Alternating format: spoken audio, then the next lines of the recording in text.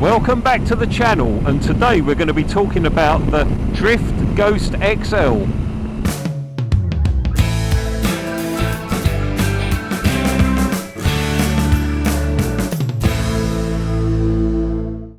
Please subscribe, and if you like it, leave a tick.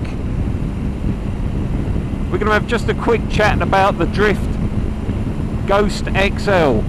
I replaced it, my 4K that I've been using for the last couple of years kept playing up, and eventually it just locked up and it wouldn't unlock, and it was getting a bit battered, so I decided to replace it. I wasn't going to buy another Drift 4K because they're too expensive and I don't think they're that good. I've got two of them and both of them have never been 100%, I don't think. For the money they cost, I don't think I think they're okay. They do, when they work and they're working perfectly, you get really nice footage, but I've had a lot of problems and I've lost a lot of footage with the Drift 4K, so I decided just to try out the Ghost XL. The reason why I picked the XL was because I like the waterproof microphone jack, because on the 4K you used to get a lot of interference when it was raining if you were filming, and that's all through the microphone jack socket going into the camera. So I thought I'll try the XL out. So the big differences with the XL to the 4K in the structure is mainly that the battery on the XL is built into the camera, so you can't replace that. And the microphone socket is much better for doing this sort of stuff on motorcycles. It just works for me so much better. Whenever I filmed in the rain, you just got loads of background crackling and hissing just from where the water was getting around the microphone input socket into the camera.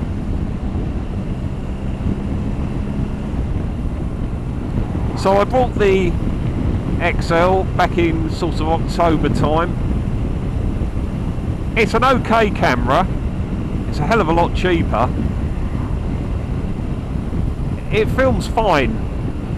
I'm filming with 1080 with 30 frames per second, and it films fine with that. It's fine for YouTube. I've had a couple of issues with it, and that's really, one of them is really just me adjusting the settings. On the old Drift 4K you would always run that, or I would run that with the microphone sensitivity at 3. I was running this at 3 and I was getting a lot of distortion,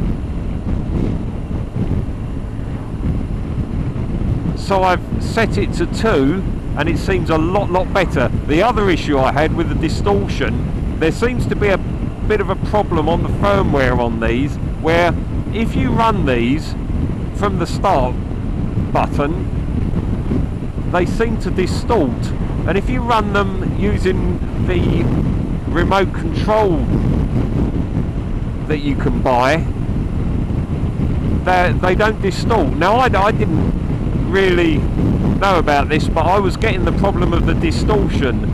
Sometimes it was distorting and other times it wasn't, and I searched and searched on YouTube, and I did find a guy that had actually had the same problem, and he was saying that once he'd pressed the remote button to film, it never caused the problems. So I did find a guy on YouTube and he'd had the same issues.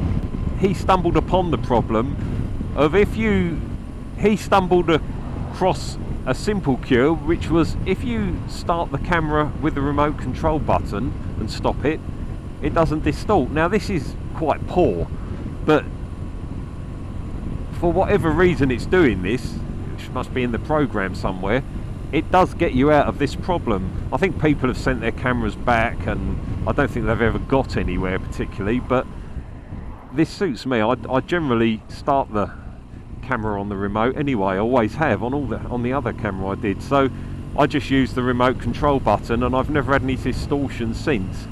As I say, the microphone socket is much better on this because it's waterproof. It just screws in at the base of the camera, and that's it. That's so much better. And then the only other thing which isn't really an issue is to do all the settings on the camera. The best way to do it is just to link it to your phone through the Bluetooth, and then you can make all your adjustments. You can do it on the little screen at the back, but that is so small, it's really difficult to make the adjustments properly. So I just linked the camera to the phone, and it's just so easy to make all the adjustments. It really is. At one point I did wonder whether I'd actually made a mistake and I needed a different microphone, but it's nothing to do with that. But I do prefer the whole build quality of the XL. It's definitely, I think, to look, when you look at it, you just think that is a better camera for being on the side of a crash helmet than the 4K. I mean, the 4K, the batteries slot in, water can get behind there. I mean, I don't think they're 100% waterproof. And then obviously you've got the issue of the microphone socket, whereas on these, built-in battery, and you've got the waterproof microphone socket. And you know, you can carry, if you've got room, you can carry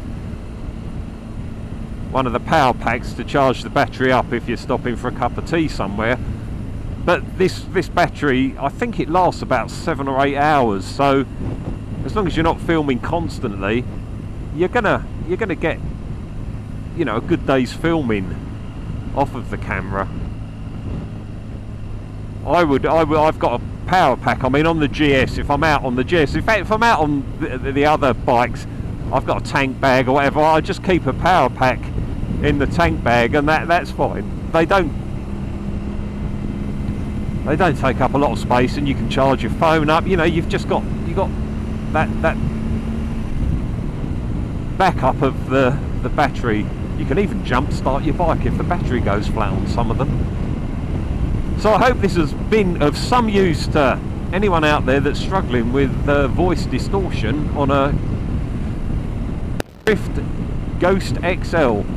So thanks for watching, and we'll see you again on the next one.